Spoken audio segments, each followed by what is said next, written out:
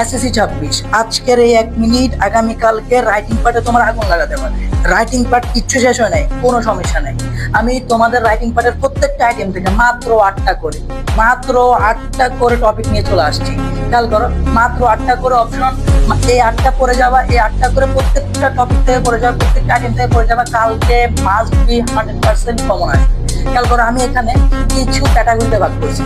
কিছু আছে 5 স্টার, কিছু আছে 3 স্টার। এখানে যে 5 স্টার গুলো আছে, এগুলো মাস্ট বি করে যেতে হবে। কেননা এই 5 স্টার গুলাই কালকে বোর্ডে মাস্ট আসবে।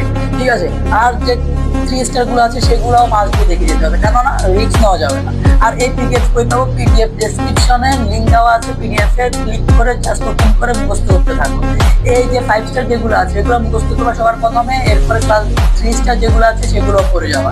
আশা করি এতটুকুতেই রাইটিং পার্টে তোমার কমন চলে আসবে ইনশাআল্লাহ। তাহলে দেখা হচ্ছে নেক্সট ভিডিও।